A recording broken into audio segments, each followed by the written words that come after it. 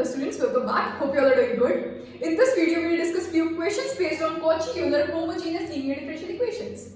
Look, in the last video, we have studied what are Cauchy-Euler homogeneous linear differential equations and also discussed some questions based on same. Now, in this video, we will discuss few more questions based on it. Fine. So here the first question is solve x square d2y upon dx square minus x dy by dx plus 2y is equal to x log x. कैसी equation है ये? Cauchy-Euler linear equation. Fine. Last video में हमने क्या पढ़ा था कि ऐसी इक्वेशंस को हम कैसे सॉल्व करते हैं। इस इक्वेशन को हम पहले linear equation, linear differential equation with constant coefficients में कन्वर्ट करते हैं। और कैसे कन्वर्ट करते हैं? x is equal to e की पावर z सब्स्टिट्यूट करके, ठीक है। फिर जब वो linear differential equation with constant coefficients बन जाती है, उसको हम सॉल्व कर लेते हैं। जो सॉल्यूशन मिलता है उसमें लास्ट में हम z is equal to log x put कर देते हैं, वो हो जाता है रिक्वायर्ड सॉल्यूशन। फाइन, करते हैं इस क्वेश्चन को। क्या करेंगे? इसको linear differential equation with constant coefficients बनाने के लिए put x is equal to e raise to the power z means z is equal to log x and denoting d by dz को हम किससे नोट कर देते हैं? कैपिटल D से। The equation, the given differential equation becomes, क्या हो जाएगी हमारी given differential equation? x square d2 upon dx square, इसके प्लेस में हम क्या पुट करते हैं? dt minus 1। फाइन, तो ये हो जाएगा dt minus 1 y minus x d upon dx के प्लेस पर क्या पुट करते हैं? कैपिटल D, तो ये हो जाएगा capital D। Fine, plus 2 y is equal to x हमने क्या लिया है? e की पावर z, तो x के प्लेस पर क्या आ जाएगा? e to the power z log x is z, ठीक है। ये आपको मिल जाएगा, d को ब्रैकेट के अंदर मल्टीप्लाई कर लेंगे तो ये जाएगा d square minus d plus 2 y is equal to e raise to the power z। Fine, d square minus 2d plus 2 y is equal to e raise to the power z। ये equation कैसी बन गई? Linear differential equation with constant coefficients, ठीक है। तो इसको solve करने के लिए हम क्या करेंगे? कॉम्प्लीमेंट्री फंक्शन फाइंड करेंगे, फिर पर्टिकुलर इंटीग्रल फाइंड करेंगे, दोनों को ऐड कर देंगे तो हो जाएगा कंप्लीट सॉल्यूशन। फिर z is equal to log x put कर देंगे सॉल्यूशन में तो वो हो जाएगा रिक्वायर्ड सॉल्यूशन। फाइन, तो कॉम्प्लीमेंट्री फंक्शन फाइंड करेंगे। सबसे पहले कॉम्प्लीमेंट्री फंक्शन फाइंड करने के लिए हमें क्या चाहिए होती है? ऑक्सिलरी इक्वेशन चाहिए होती है। तो ऑक्सिलरी इक्वेशन क्या हो जाएगी? The auxiliary equation is m square minus 2m plus 2 is equal to 0। अब इस इक्वेशन के रूट्स फाइंड कर लेंगे। तो m is equal to minus b plus minus under root b square minus 4ac upon 2a, इस तरह से find करेंगे, ठीक है। तो b क्या है यहाँ पर? माइनस 2, तो ये हो जाएगा 2 plus minus b square means 4 minus 4ac means 8, ठीक है, अपॉन 2a, a इज 1 तो 2 हो जाएगा। 2 plus minus 4 upon 2 means 2 plus minus 2i upon 2 means 1 plus minus i, ठीक है। ये आपको रूट्स मिले, जो दो रूट्स मिले वो क्या मिले? 1 plus i and 1 minus i। Roots कैसे मिल रहे हैं? कॉम्प्लेक्स रूट्स मिल रहे हैं। जब हमें कॉम्प्लेक्स रूट्स मिल रहे होते हैं तो हमारा कॉम्प्लीमेंट्री फंक्शन क्या हो जाता है? अगर हमें रूट्स मिल रहे होते हैं अल्फा प्लस माइनस आई बीटा, कॉम्प्लेक्स रूट्स मिल रहे होते हैं तो हमारा कॉम्प्लीमेंट्री फंक्शन क्या हो जाता है? अगर x आपका इंडिपेंडेंट वेरिएबल है आपकी डिफरेंशियल इक्वेशन में, तो आपका कॉम्प्लीमेंट्री फंक्शन क्या हो जाता है? e की power alpha x then bracket में c1 cos beta x plus c2 sin beta x, ऐसे ही लिखते हैं। तो यहाँ पर जो आपका इंडिपेंडेंट वेरिएबल है वो z है, ठीक है। तो आपका कॉम्प्लीमेंट्री फंक्शन क्या हो जाएगा? अल्फा क्या है यहाँ पर? 1, e की पावर अल्फा x होता है ना, तो यहाँ पर इंडिपेंडेंट वेरिएबल आपका z है तो e की पावर अल्फा z हो जाएगा। e की पावर और अल्फा क्या है? 1, अल्फा प्लस माइनस आई बीटा होता है तो अल्फा क्या है? 1, बीटा भी क्या है? 1 है, ठीक है। तो e की power alpha x means alpha z means alpha is 1 तो e की पावर z हो जाएगा, ठीक है।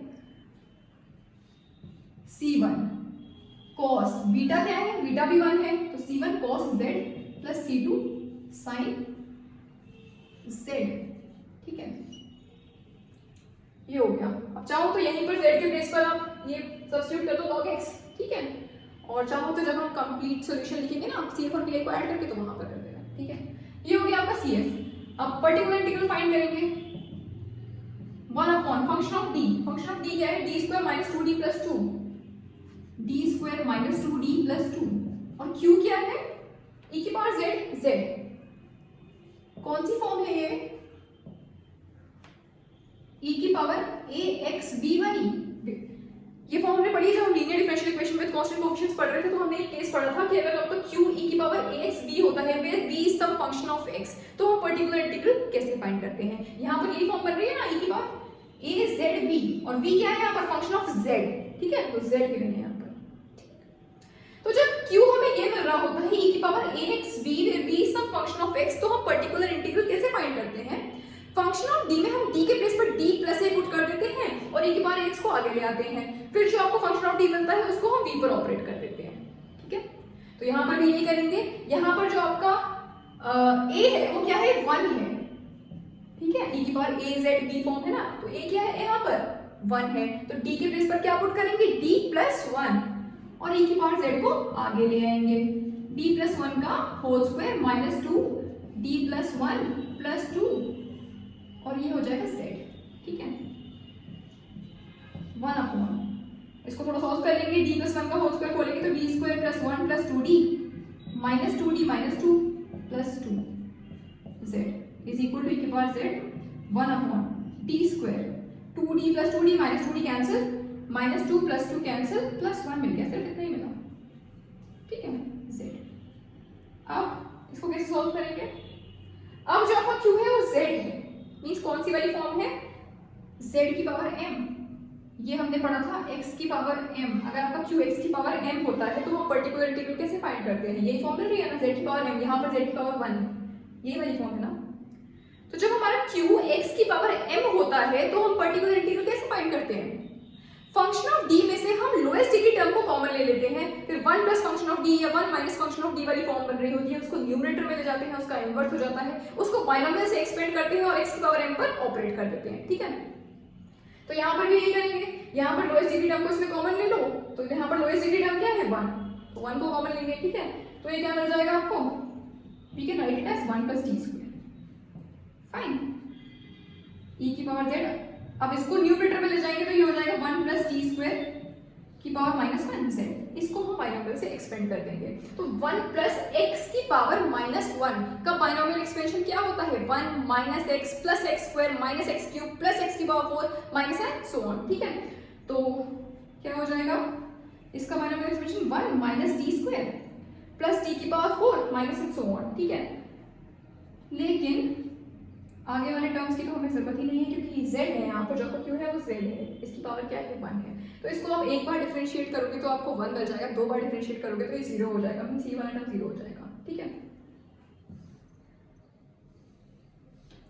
तो ये आपको मिल जाएगा e की पावर z, और इसको जब हम ऑपरेट करेंगे z पर तो 1 into z मींस z, ठीक, और d square z means z का 2 बार differentiation with respect to z, तो 0 हो जाएगा, ठीक है, मींस आगे वाले सारे टर्म्स हो गए 0, ये मिल गया आपको e की पावर z z, ये हो गया आपका पर्टिकुलर इंटीग्रल, ठीक है।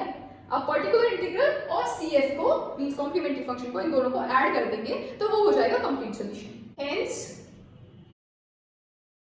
The complete solution is y is equal to CF plus PI, और कॉम्प्लीमेंट्री फंक्शन हमें क्या मिला था, e raised to the power z c1 cos z plus c2 sin z plus particular integral क्या मिला, e raised to the power z z, ठीक है। अब ये रिक्वायर्ड सॉल्यूशन नहीं हुआ है, इसमें हम z की प्लेस पर क्या पुट करेंगे, log x, ठीक है। तो ये आपको क्या मिल जाएगा, z की प्लेस पर log x पुट करोगे तो ये हो जाएगा e की power log x means e की पावर log मींस 1, तो ये x हो जाएगा, ठीक है। हमने ये सब्स्टिट्यूट किया था ना, e की power z x is equal to e की power z means log x is equal to z, ठीक है। तो अब फिर से हम इसको x में कन्वर्ट कर लेंगे, ठीक। तो e की पावर z वाज x, तो x हो गया c1 cos, z की प्लेस पर क्या पुट करेंगे, log x plus c2 sin, z की प्लेस पर log x, ठीक है, प्लस x और z की प्लेस पर log x, ठीक है, e की पावर z x हो गया और log z की प्लेस पर log x, ठीक है, तो x log x आ गया। सो this is the required solution of the given differential equation, fine. तो होप इक्वेशन आपको समझ में आया होगा। एक और क्वेश्चन करेंगे इस पर based. So this question is solve 3x + 2 का whole square d2y/dx² + 3x + 2 dy/dx² y by d x minus 36y is equal to 3x square plus 4x plus 1। तो इस डिफरेंशियल इक्वेशन को सॉल्व करने के लिए भी पहले हम इसको linear differential equation with constant coefficients में कन्वर्ट करेंगे, इसके बाद सॉल्व करेंगे, ठीक है। तो इसको linear differential equation with constant coefficients बनाने के लिए हमें क्या सब्स्टिट्यूशन करना पड़ेगा? यहाँ पर x नहीं है, x स्क्वायर नहीं है, यहाँ पर 3x 2 का होल स्क्वायर है, ठीक है। यहाँ पर देखो x नहीं है dy बाई dx के साथ, यहाँ पर 3x 2 है, ठीक है। तो इसको कैसे बनाएंगे हम linear differential equation with constant coefficients? देखो इसमें हम सब्स्टिट्यूशन करेंगे, put 3x 2 is equal to e की पावर z। फाइन, जब यहाँ पर होता है x square, d2 by dx square के साथ x स्क्वायर होता है, dy बाई dx के साथ x होता है, तो हम सब्स्टिट्यूशन करते हैं x is equal to e की पावर z। यहाँ पर x के प्लेस पर 3x 2 है, ठीक। तो क्या सब्स्टिट्यूशन करेंगे? 3x 2 is equal to e की पावर z। फाइन, ये सब्स्टिट्यूट करने पर ये differential equation linear differential equation with constant coefficients convert हो जाएगी, ठीक है। This means log 3x 2 is equal to z, ठीक है। ये सब्स्टिट्यूट कर देंगे, linear differential equation with constant coefficients बन जाएगी, उसका कॉम्प्लीमेंट्री फंक्शन फाइंड करेंगे, पर्टिकुलर इंटीग्रल फाइंड करेंगे, दोनों को ऐड करेंगे तो वो हो जाएगा कंप्लीट सॉल्यूशन, और लास्ट में z के प्लेस पर log 3x 2 पुट कर देंगे तो वो हो जाएगा required solution. Fine, and denoting d by dz by capital D, the given equation becomes, देखो given equation क्या हो जाएगी? यहां पर आएगा 3 square d minus 1 plus 3.3 d minus 36 y is equal to 3। x square है तो x के प्लेस पर हम यहाँ पर क्या पुट करेंगे? z में चेंज करना है ना, ये सब्स्टिट्यूशन कर रहे हैं। 3x 2 is equal to e की पावर z, मींस x के प्लेस पर क्या पुट करेंगे? यहाँ से हम लिख सकते हैं x is equal to e की पावर z माइनस 2 अपॉन 3, लिख सकते हैं। तो x के प्लेस पर क्या पुट करेंगे? e की power z minus 2 upon 3, e की पावर z माइनस 2 अपॉन 3 का स्क्वायर प्लस 4x, फिर से x के प्लेस पर ये आ जाएगा e की power z minus 2 upon 3 plus 1, ठीक है। देखो यहाँ पर ये हमने 3x 2 का whole square d square upon dx square के प्लेस पर हमने पुट किया 3 स्क्वायर d माइनस 1। ये कैसे पुट किया? 3 स्क्वायर कैसे आया इसके साथ, ठीक है। यहाँ पर 3 तो ये वाला 3 था ही, फिर हमने 3x 2 dy बाई dx की जगह हमने पुट किया 3dy। ये कैसे पुट किया? 3 कैसे आया? देखो हम क्या लेट कर रहे हैं कि 3x 2 is equal to z, ये लेट कर रहे हैं, ठीक है। Means z is equal to log 3x 2, ठीक है। और अगर हम इसको डिफरेंशिएट कर लें विद रिस्पेक्ट टू x, हम इसको डिफरेंशिएट करें तो ये आपको मिलेगा dz upon dx is equal to 3 upon 3x 2। log 3x 2 को अगर आप डिफरेंशिएट करोगे विद रिस्पेक्ट टू x तो आपको क्या मिलेगा? log 3x 2 का हो जाएगा 1 अपॉन 3x 2, और 3x 2 को फिर से डिफरेंशिएट करोगे विद रिस्पेक्ट टू x तो बच जाएगा 3, ठीक है। तो ये मिल गया 3 upon 3x 2 is equal to dz by dx। Fine, अब देखो dy बाय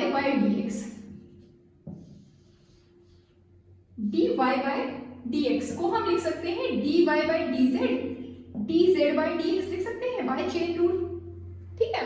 और dz अपॉन dx हमने क्या लिया है, मतलब क्या मिला है हमें? 3 अपॉन 3x 2, तो ये वैल्यू में पुट कर देंगे dz अपॉन dx की 3 अपॉन 3x 2, ठीक है। dy by dz as it is dy by dx, ठीक। 3x 2 को अगर हम LHS में ले आए तो ये क्या हो जाएगा? 3x 2 dy by dx is equal to 3 dy by dz। ये मिला 3x 2 dy by dx को हम लिख सकते हैं 3 dy by dz, 3x 2 dy by dx, ये तो टर्म था यहाँ पर, तो इसके बेस पर आप क्या पुट कर सकते हो? 3 dy by dz, और d अपॉन dz को हम डिनोट करते हैं कैपिटल D से, तो ये हो जाएगा 3 कैपिटल D, मींस इस तरह से 3dy, ठीक है, 3dy, ठीक है। तो 3 वाला तो अलग हो गया, इसके प्लेस पर हम पुट कर सकते हैं 3dy, तो ये मिल गया आपको, ये 3 तो ये वाला 3 है, तो उसके बाद इसके प्लेस पर पर हमने पुट कर दिया 3dy। ठीक है, तो ये इस तरह से मिला। अब ये कैसे पुट किया है यहाँ पर, देखो इसको ये लाने के लिए हम क्या करते हैं, d2y upon dx square find करते हैं। ठीक है, पहले तो ये इसको आप लिख सकते हैं d2y बाई dx स्क्वायर को d by dx dy by dx लिख सकते हैं। ठीक, और dy बाई dx अभी हमने यहाँ पर फाइंड किया था, ये dy बाई dx क्या होगा, 3 upon 3x plus 2 dy by dz। ठीक है, इसको हम डिफरेंशिएट कर लेंगे विद रिस्पेक्ट टू x, तो आपको क्या मिलेगा, प्रोडक्ट रूल से इसको डिफरेंशिएट करेंगे। पहले इसको डिफरेंशिएट कर लो, इसको एज इट इज रखो, उसके बाद इसको एज इट इज रखेंगे और इसको डिफरेंशिएट कर लेंगे। ठीक है, तो पहले 3 अपॉन 3x प्लस 2 को अगर हम डिफरेंशिएट करेंगे विद रिस्पेक्ट टू x, तो आपको क्या मिल जाएगा, नीचे आ जाएगा ये 3x प्लस 2 का होल स्क्वायर और ऊपर मिल जाएगा आपको माइनस में 9। देखो जब आप इसको डिफरेंशिएट करोगे तो नीचे मिलेगा 3x प्लस 2 का होल स्क्वायर, 3x प्लस 2 ऊपर जाएगा, 3 का differentiation with respect to x 0 हो जाएगा, मींस पहला वाला टर्म तो 0 हो गया, फिर माइनस में 3 एज इट इज और इसका डिफरेंशिएशन हो जाएगा न्यूमरेटर में विद रिस्पेक्ट टू x, तो इसका डिफरेंशिएशन करोगे विद रिस्पेक्ट टू x तो 3 मिलेगा, मींस 3 डॉट 3 हो जाएगा माइनस में, तो माइनस 9। फाइन, 3x प्लस 2 का whole square dy by dz as it is, फिर उसके बाद इसको एज इट इज रख लो और dy बाय dz को डिफरेंशिएट कर लो विद रिस्पेक्ट टू x, तो ये आपको क्या मिलेगा, d2y बाय dz स्क्वायर और फिर z का differentiation with respect to x means dz upon dx। ठीक है, और dz अपॉन dx हमने यहाँ पर फाइंड किया था 3 अपॉन 3x प्लस 2, तो ये वैल्यू यहाँ dz अपॉन dx के प्लेस पर पुट कर दो, तो ये आपको मिल जाएगा माइनस 9 अपॉन 3x प्लस 2 का whole square dy by dz plus 3 upon 3x plus 2 d2y upon dz square और dz अपॉन dx के प्लेस पर 3 अपॉन 3x प्लस 2। ठीक है, यहाँ से 3 अपॉन 3x प्लस 2 इसमें मल्टीप्लाई हो जाएगा, तो 3 का स्क्वायर अपॉन 3x प्लस 2 का होल स्क्वायर हो जाएगा, मींस ये आपको इस तरह से मिलेगा, इधर लिख रही हूँ। ठीक है, ये आपको मिल जाएगा माइनस 9 अपॉन 3x प्लस 2 का whole square dy by dz plus 9 upon 3x plus 2 का whole square d2y upon dz square, और यहाँ से अगर हम 9 को कॉमन ले लें, 9 अपॉन 3x प्लस 2 का होल स्क्वायर को कॉमन ले ले रहे हैं। ठीक है, तो ये आपको मिल जाएगा, पॉजिटिव वाले टर्म को पहले लिख रहे हैं तो ये वाला टर्म पहले आएगा d2y बाय dz स्क्वायर और माइनस में ये वाला टर्म, तो माइनस dy बाय dz। ठीक, तो we can write it as 9 upon 3x plus 2 का होल स्क्वायर और d2y by dz square minus dy by dz, d2 upon dz square को हम क्या लिख सकते हैं, d square minus d upon dz को d, y को बाहर लिखिएगा।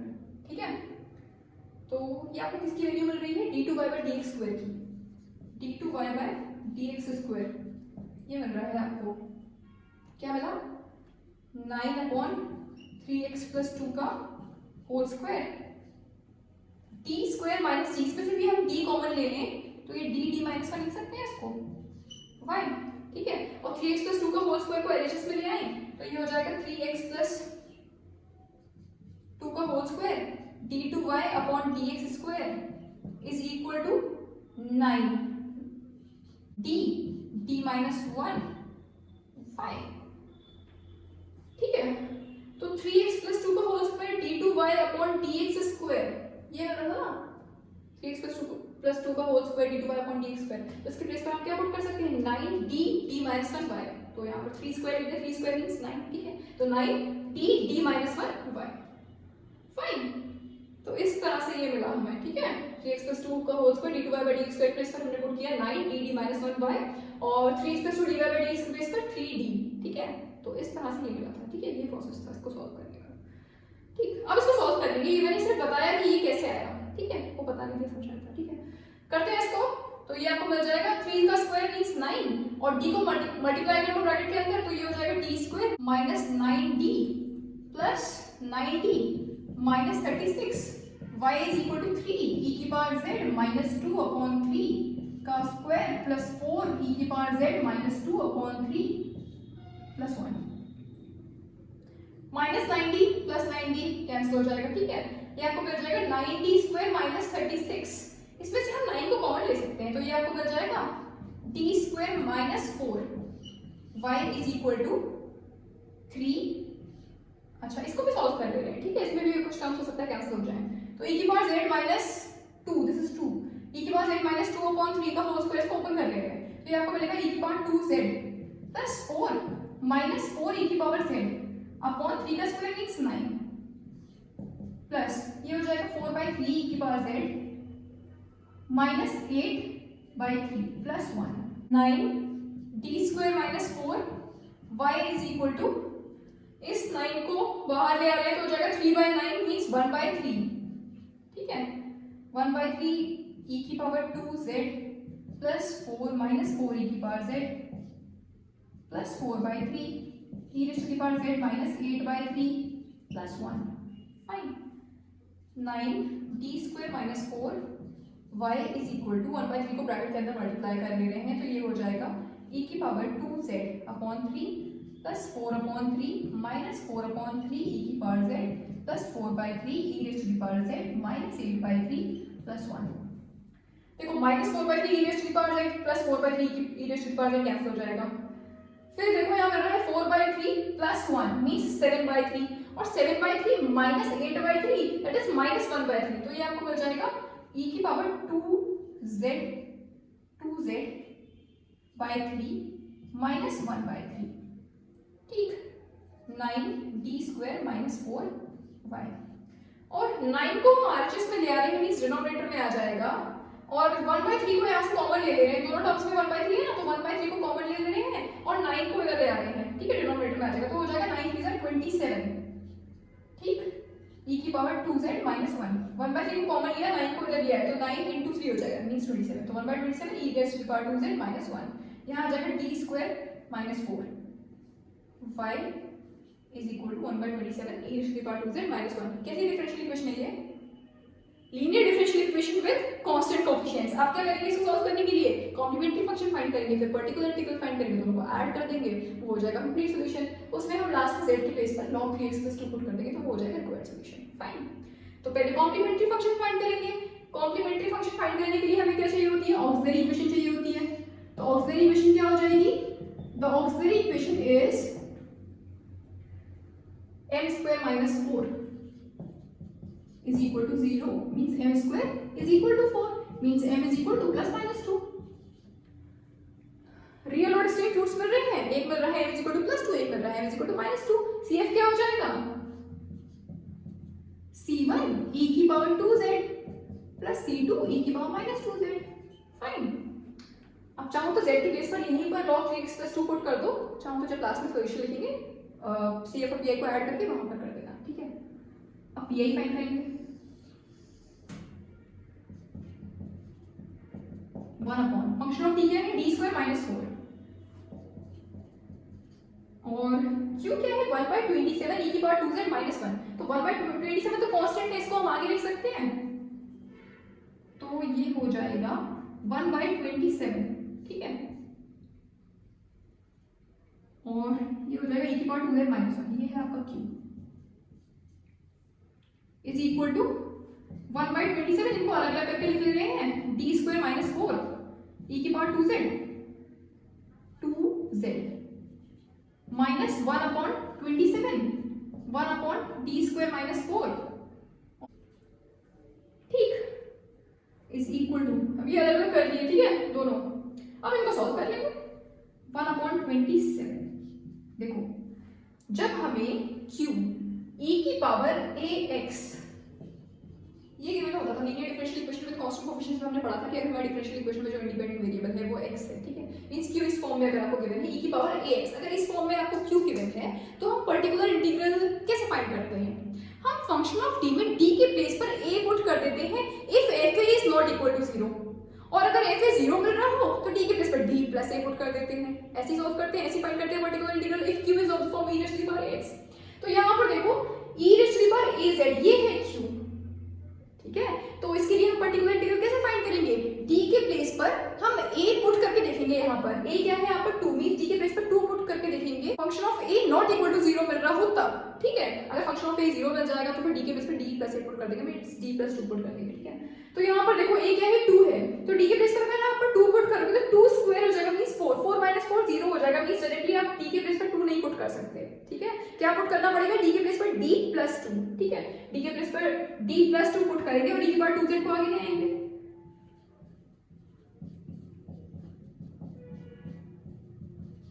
ठीक है। ये यहाँ हो जाएगा 1, ठीक, माइनस 1/27 1/d² माइनस 4। 1 को हम लिख सकते हैं e की पावर 0z, लिख सकते हैं e की पावर 0z मींस e की पावर 0 और e की पावर 0 मींस 1, ठीक है। तो e की 1 को हम लिख सकते हैं e की पावर 0z, फाइन। 1/27 e की पावर 2z, इसको होल स्क्वायर ऊपर कर लो तो आपको मिल जाएगा d² plus 4 plus 4d minus 4, 1 minus 1/27। और देखो यहाँ पर भी जो आपका q है वो e की पावर az फॉर्म में है ना, a क्या है यहाँ पर 0, तो इसको सॉल्व करने के लिए d के प्लेस पर a पुट करते हैं, if f is not equal to 0, तो यहाँ पर देखो d के प्लेस पर जब आप 0 पुट करोगे तो आपको नॉन जीरो वैल्यू मिलेगी, तो आप डायरेक्टली पुट कर सकते हो। तो ये हो जाएगा 0 का square minus 4 means 0 minus 4 that is minus 4, ठीक है। तो माइनस 4 मींस ये हो जाएगा पॉजिटिव 1/4, e की पावर 0z का मतलब 1, ठीक है। तो dot 1 is equal to 1/27 e की पावर 2z और 1 ये प्लस 4 माइनस 4 कैंसिल हो जाएगा, ये मिल जाएगा आपको d² प्लस 4d डॉट 1 और 27 इंटू 4 मीन्स 108, तो 1/108 हो जाएगा, ठीक है। अब देखो अब हम इसको कैसे सॉल्व करेंगे, 1/d² प्लस 4d1, यहाँ पर q क्या है 1, अब इसको कौन से वाले मेथड से सॉल्व करेंगे, z की पावर m वाले मेथड से, ठीक है। तो मींस x की पावर m वाला जो मेथड होता है, जो हमने पढ़ा है कि अगर हमारा q x की पावर m होता है तो हम पर्टिकुलर इंटीग्रल कैसे फाइंड करते हैं, फंक्शन ऑफ d में से लोएस्ट डिग्री टर्म को कॉमन ले लेते हैं, फिर 1 प्लस फंक्शन ऑफ d या 1 माइनस फंक्शन ऑफ d वाली फॉर्म बन रही होती है, उसको न्यूमरेटर में ले जाते हैं, उसका इन्वर्स हो जाता है, उसको पॉलिनोमियल से एक्सपेंड करते हैं और x पावर m पर ऑपरेट कर देते हैं, ठीक है। तो इसको हम x की पावर m वाले तरीके से सॉल्व करेंगे, मींस z यहाँ पर जो आपका इंडिपेंडेंट वेरिएबल है वो z है, मींस z की पावर m वाले तरीके से सॉल्व करेंगे, ठीक है।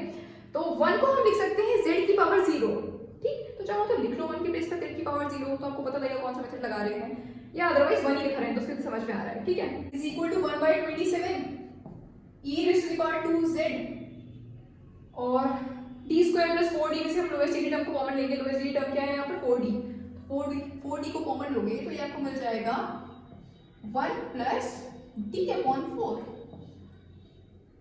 Dot 1 plus 1/108। देखो यहाँ से जब हम lowest degree term means 4d को कॉमन लेंगे तो यहाँ पर मिलेगा आपको 1, यहाँ मिल जाएगा d²/4d मींस d/4, ठीक है। तो 1 plus d/4, 1 plus 1/108, 1/27 e raise to the power 2z 1/4d, ठीक है। और 1 प्लस d/4 को हम न्यूमरेटर में ले जाएंगे तो 1 प्लस d/4 का इनवर्स हो जाएगा प्लस 1/108। अब इसको हम बाइनोमियल से एक्सपेंड कर लेंगे, e की पावर 2z 1/4d, ठीक है। 1 प्लस x की पावर -1 का बाइनोमियल एक्सप्रेशन क्या होता है, 1 minus x plus x² minus x³ plus x की power 4 minus x so on, ठीक है।